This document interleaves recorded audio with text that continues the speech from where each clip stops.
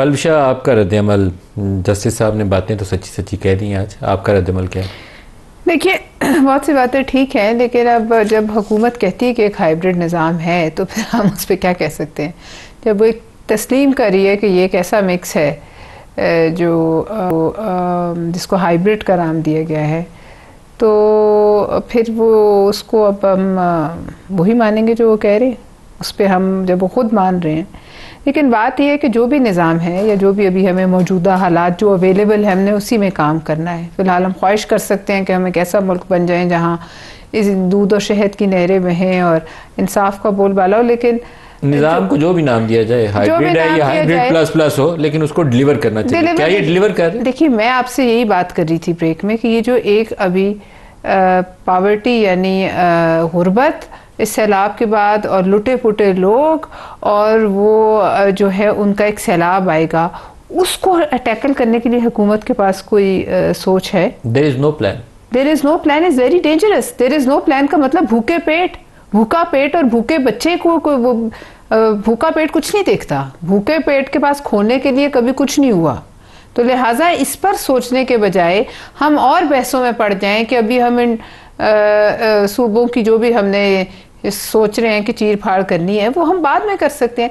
लेकिन फिलहाल ये जो एक गुर्बत का सैलाब आ गया है, महंगाई का सैलाब आ गया, कोई फसल आपकी नहीं बची है, कोई कैश क्रॉप नहीं बची, आपने एक्सपोर्ट क्या करना है, कॉटन नहीं बची, आपकी चावल डूब गए या लोगों के घर बार डूब गए, आपकी अब बताइए जो कीमतें हैं बाजार में 500 रुपए किलो के करीब टमाटर पहुंच गए, इसका क्या बनेगा? वो लोग कहाँ जाएंगे जिनकी ज़मीनें जो हैं वो ऊपर लेंटरों तक पानी में, जिनके घर डूबे हुए हैं, उनके मवेशी गए।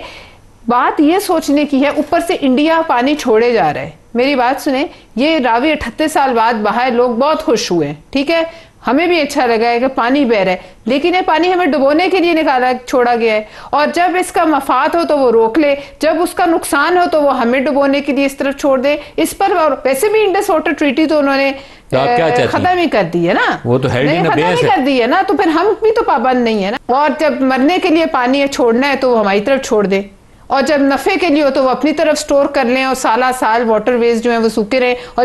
और हाँ, जो यहाँ टिम्बर माफिया है, जो यहाँ ये माउंटेन्स को काटने वाला माफिया है, जो पहाड़ों को काटने वाला माफिया है, और जो ये रिवर बेड पे इंक्रोचमेंट करने वाला माफिया, चाहे कहीं हो, किसी सूबे में हो, सारे लोग जो मरे हैं या जिनके नुकसान हुए हैं उनकी कत्ल की और नुकसानात की FIR इन लोगों पे काटे। ये एक काम करें वजीर आजम साहब, हिम्मत हौसला करके, चाहे उनके अपने लोग इसमें आए, चाहे किसी का भी बंदा आए, तो फिर ये मुल्क बच सकता है। वरना ये अब आप देखिए जो तबाही है, ये हम बर्दाश्त कर सकते हैं? जब हम इससे निकलेंगे ना, ये पानी गुजर जाएगा, तब हमें पता चलेगा हम कहाँ खड़े हैं।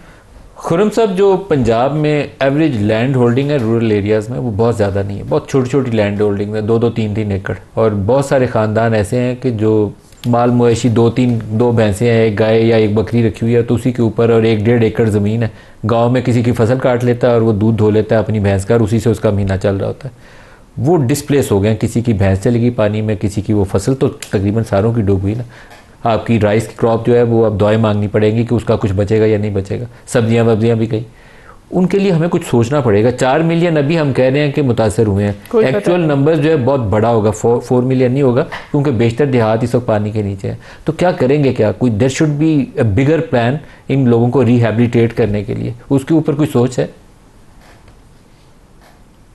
जी, हम सब इंतजार कर रहे हैं कि पाकिस्तान के चारों सूबे जो हैं इस डिजास्टर के बाद ये अनाउंस करेंगे कि वो हर साल अपने जो उनका डेवलपमेंट बजट है और दूसरा बजट है उसका एक खास हिस्सा फ्लड मिटिगेशन के लिए इस्तेमाल करें। इरिगेशन और एग्रीकल्चर दोनों सूबाई सब्जेक्ट्स हैं, जहां हम बड़ा जेलसली एक गार्ड करते हैं कि जी ये सूबे का सब्जेक्ट है और ये वफाक का सब्जेक्ट है, तो फिर वहां भी रिस्पॉन्सिबिलिटी लेनी पड़ेगी। और पहली जो रिस्पॉन्सिबिलिटी है वो ये है कि जो पाकिस्तान में आप समझ लें गिलगित बल्तिस्तान से शुरू होकर ठट्ठा तक जाए, जो पानी की गुजरगाहें हैं उनको हर सूबे को मैप करके रिंग फेंस करना है कि इसके अंदर अब कोई तामीर या कोई घर नहीं बने, इसके अंदर कोई किसी किस्म की कोई एक्टिविटी नहीं होगी जो कि इस तरह जब फ्लड आए तो उसमें फिर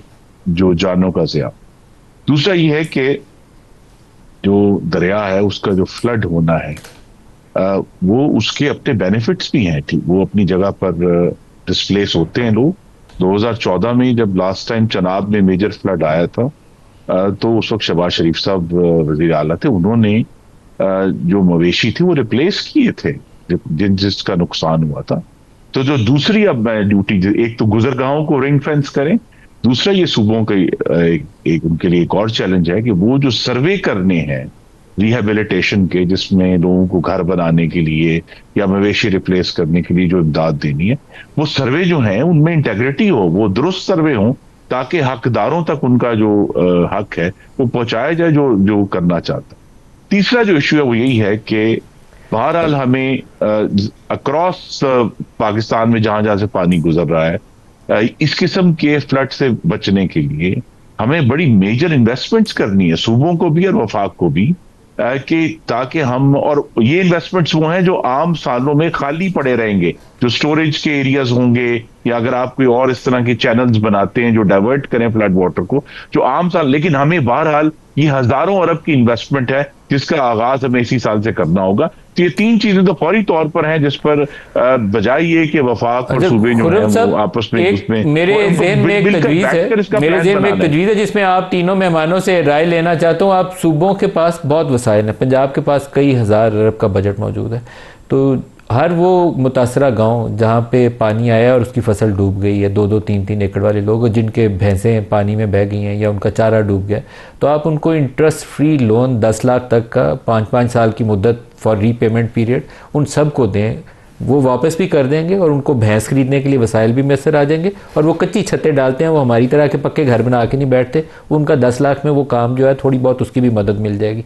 तो लेकिन ये आपको शफाफियत से करना पड़ेगा कि वो हकदार को मिल जाए, और ये ना हो कि वो एमपीज के जो घर वाले हैं उसके नाम के ऊपर 10 करोड़ का कर्जा गया हो, 10-10 लाख एक एक फैमिली को आप इंटरेस्ट फ्री लोन दे दें।